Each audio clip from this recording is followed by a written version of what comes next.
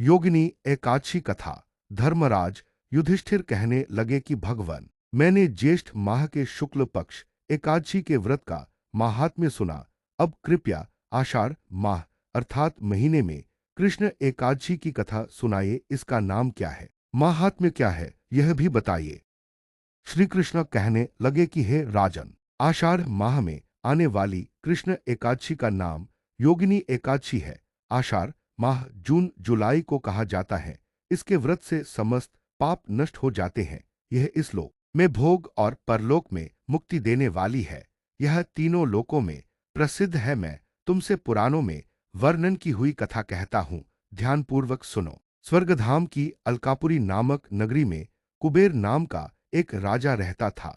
वह शिव भक्त था और प्रतिदिन शिव की पूजा किया करता था। हेम नाम का एक माली पूजन के लिए उसके यहाँ फूल लाया करता था। हेम की विशालाक्षी नाम की सुंदर स्त्री थी। एक दिन वह मानसरोवर से पुष्प तो ले आया, लेकिन कामासक्त होने के कारण वह अपनी स्त्री से हास्य विनोद तथा रमन करने लगा। इधर राजा उसकी दोपहर तक राह देखता रहा। अंत में राजा कुबेर ने सेवकों को आज्ञा दी कि तुम लोग जाकर माली के न आने का कारण पता करो, क्योंकि वह अभी तक पुष्प लेकर नहीं आया। सेवकों ने कहा कि महाराज, वह पापी अतिकामी है, अपनी स्त्री के साथ हास्य विनोद और रमन कर रहा होगा। यह सुनकर कुबेर ने क्रोधित होकर उसे बुलाया।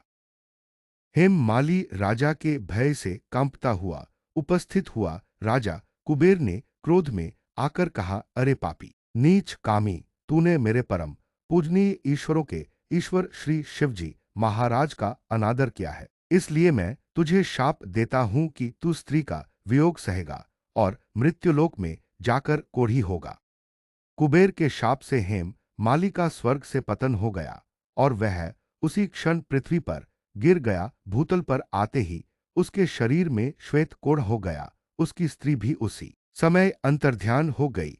मृत्युलोक में आकर माली ने महान दुख भोगे। भयानक जंगल में जाकर बिना अन्न और जल के भटकता रहा। रात्रि को निद्रा भी नहीं आती थी, परंतु शिवजी की पूजा के प्रभाव से उसको पिछले जन्म की स्मृति का ज्ञान अवश्य रहा। घूमते घनुकता मतः हुए एक दिन वह मार्कंडेय ऋषि के आश्रम में पहुंच गया, जो ब्रह्मा से भी अधिक वृद्ध थे और जिनका आश्रम ब्रह्मा की सभा के समान लगता था। हेम माली वहां जाकर उनके पैरों में पड़ गया।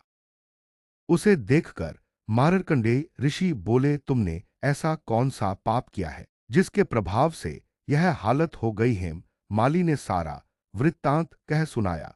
यह सुनकर ऋषि बोले, निश्चित ही तूने मेरे सम्मुख सत्य वचन कहे हैं, इसलिए तेरे उद्धार के लिए मैं एक व्रत बताता हूं।